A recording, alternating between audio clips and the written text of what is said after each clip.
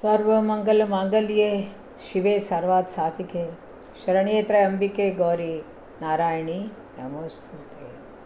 बोलो माँ जगदम्बा की जय हो। आज एकादशी है तो आपको एकादशी की कथा सुना रही हूँ। अतः कामदा एकादशी व्रत कथा चैत्र मास शुक्ल पक्ष की।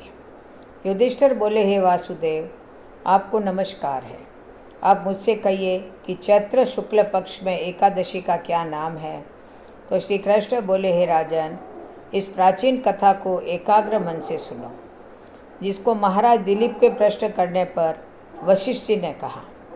दिलीप बोले, हे भगवान, चैत्र शुक्ल पक्ष में किस नाम की एकादशी होती है। तो वशिष्ठ जी बोले, हे नृपश्रेष्ठ, आपने उत्तम प्रश्न किया है।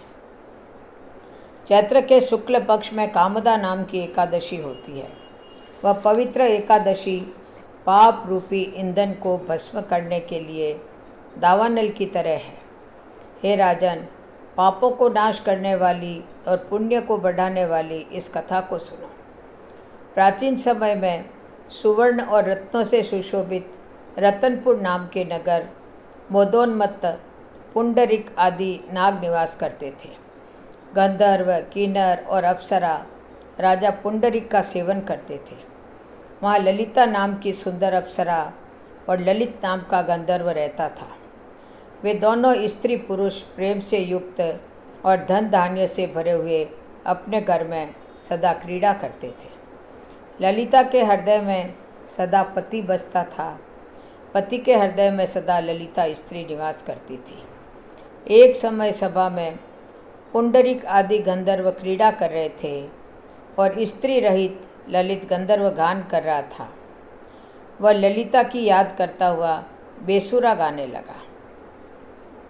उसके पद ठीक ताल पर विश्राम नहीं लेते थे। करकोट नाग इस भेद को जान गया। उसने पुंडरिक नाग से जाकर सब वृतांत कह दिया। क्रोध से पुंडरिक की आंखें लाल हो गई। उसने कामातुर हुए ललित को श्राप दे दिया। हे दुर्बुद्धे, तू मनुष्य को खाने वाला राक्षस हो जा, क्योंकि तू मेरे सामने गान करता हुआ स्त्री के वश में हो गया है। हे राजेंद्र, उसके वचन से वह राक्षस रूप हो गया। उसके भयंकर मुख और बुरे नेत्रों के देखने से डर लगता था। भुजा 4 कोस लंबी और मुख कंदरा के समान था। सूर्य चंद्र के समान नेत्र, पर्वत के समान गला, गुफा के समान नासिका के छेद और 2 कोस लंबे होंठ थे। उसका शरीर 8 योजन ऊंचा था। इस प्रकार वह राक्षस हो गया। ललिता अपने पति की भयंकर आकृति को देखकर दुखी होकर चिंता करने लगी कि मेरा पति शाप से पीड़ित है। मैं क्या करूं, मैं कहाँ जाऊं। इस चिंता से उसको शांति नहीं मिलती थी। वह दोनों कठिन वन में घूमने लगे। वह राक्षस निर्दयी, पापी, कुरूप और मनुष्यों को खाने वाला हो गया।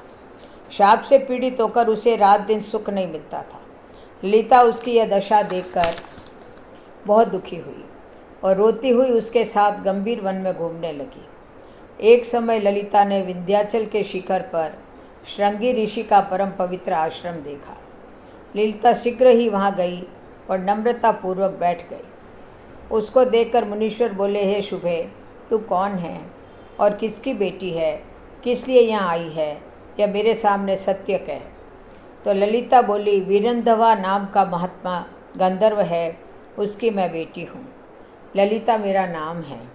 हे महामुने, पति शाप के दोष से राक्षस हो गया है। हे ब्राह्मण, उसका भयंकर रूप और बुरा आचरण देखकर मुझको सुख नहीं है। हे प्रभो, अब मुझे उसका प्रायश्चित बताइए, जिससे वह राक्षस योनि से छूट जाए। तो ऋषि बोले, हे वीरू, चैत्र मास के शुक्ल पक्ष की कामदा नाम की एकादशी है। इसका व्रत करने से मनुष्यों की इच्छा पूरी होती है। मेरे कहने से विधि पूर्वक उसका व्रत करो। इस व्रत का पुण्य अपने पति के लिए दे दो, उससे उसका शाप क्षण भर में दूर हो जाएगा।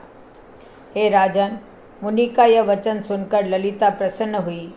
एकादशी का व्रत करे। द्वादशी के दिन ब्राह्मण के समीप वासुदेव भगवान के सम्मुख बैठकर ललिता अपने पति के उद्धार के लिए बोली, मैंने जो कामदा एकादशी का व्रत किया है, उसके पुण्य के प्रभाव से इसकी पिशाच योनि दूर हो जाए। उस समय ललित राक्षस योनि में वहीं बैठा था। ललिता के इस वाक्य से उसी समय उसके पाप दूर हो गए। वह दिव्य देहधारी गंधर्व हो गया और उसकी राक्षस योनि दूर हो गई। हे नृपश्रेष्ठ, यह जानकर इसका व्रत अच्छी तरह से करना चाहिए।